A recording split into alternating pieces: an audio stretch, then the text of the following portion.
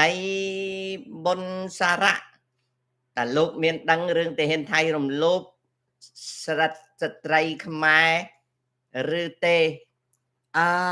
ខ្ញុំឮសូរតែខ្ញុំមិនដឹងរឿងច្រើនទេគ្រាន់តែឮសូរប៉ុណ្ណឹង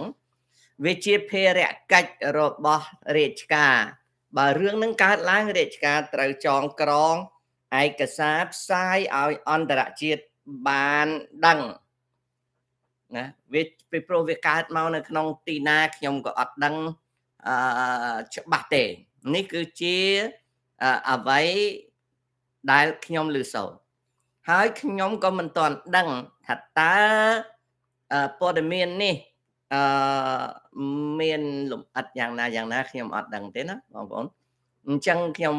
អត់អាចនិយាយរឿងហ្នឹងបានគ្រាន់តែដឹងដូចគ្នាបាទធម្មជាតិថ្ងៃមុខគាត់នឹងអាចคล้ายជាថៅកែផលិតអាវក្រោះមួកដែកនៃ brand SSD ជាការល្អដែរ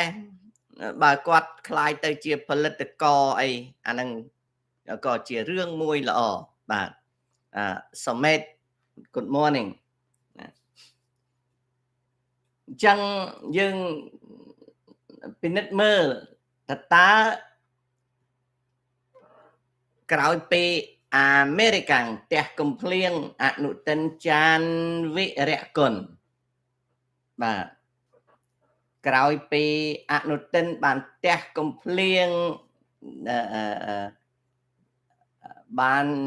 ផ្ទះកំភ្លៀងអនុទិនចានវិរៈគុណមកណាចឹងក្រៅពីបានផ្ទះកំភ្លៀងអនុទិនចានវិរៈគុណមកការផ្អាកការចរចាដំណាក់កាលទី3នៃពន្ធគយនិងជំនួញរវាងថៃឡង់និងអាមេរិកនៅបន្តតទៅទៀតមិនទាន់ឃើញមានការលើកលែងទេហើយអនុទិនក៏មិនសូវមានសកម្មភាពអីដែរដោយសារដំណើរបញ្ចប់នៃទស្សនកិច្ចរបស់ព្រះចៅទៅកាន់ប្រទេសចិនត្រូវចប់នៅក្នុងថ្ងៃនេះហើយនៅប្រទេសថៃមានគ្រោះភ័យធម្មជាតិបន្តទៅទៀតទំនប់មានទឹកច្រើនធាតុអាកាសត្រជាក់ជាងមុនហើយភ្លៀងធ្លាក់ផងបញ្ហាសេដ្ឋកិច្ចនៅប្រទេសថៃគឺធ្លាក់ចុះក្រោម 2% នៃសេចក្តីចម្រើន GDP ទោះបីយ៉ាងណាក៏ខាងកងទ័ពថៃនៅតែបង្ហាញអំពីដំណើរនៃការអនុវត្តផែនការចក្រពង្គយុវនាថបាទគឺមានការអនុវត្តជាហូរហែនៅភូមិភាគ1និងភូមិភាគ2និងសមុទ្រផងដែរជាពិសេសសកម្មភាពសមុទ្រថៃបានបង្កើនសកម្មភាពសមុទ្រដោយកងទ័ពជើងទឹកថៃបានសម្ដែងរិទ្ធត្រង់នេះក៏ជាចំណែកមួយដែលកំពុងតែផុសផុលឡើងនៅថ្ងៃ16ម្សិលមិញណាសកម្មជននយោបាយថៃម្នាក់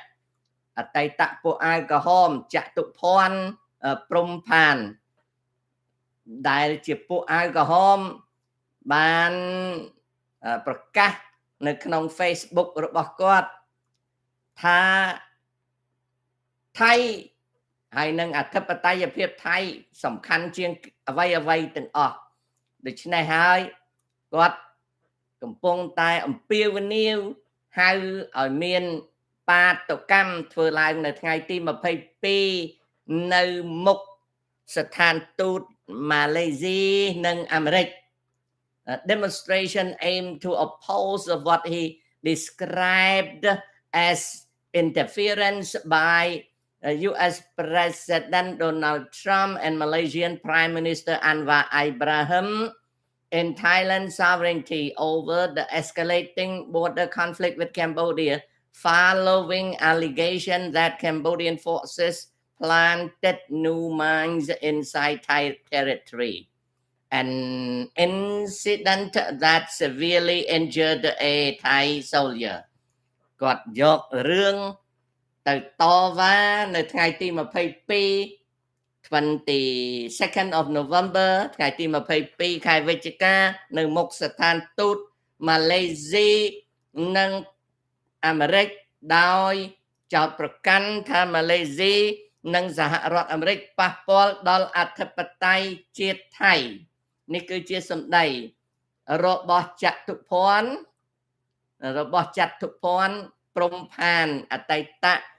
មេដឹកនាំរបស់ Red Shirt បើតាមខ្ញុំចាំគាត់ពួកអាវក្រហមណាចាំមើលថ្ងៃ22យ៉ាងម៉េចណាថ្ងៃ22យ៉ាងម៉េចតើចតុភ័ណ្ឌចេញមកធ្វើកិច្ចការអីអានឹងជាចំណុចមួយបាទជាចំណុចមួយចំណុចមួយទៀតមានព័ត៌មានតាក់ទងអំពីកងទ័ពជើងទឹកថៃដែលកាលពីថ្ងៃច័ន្ទទី17នេះបាទ2ថ្ងៃមិញណាថាភាពតានតឹងនៅតាមបណ្ដោយព្រំដែនណា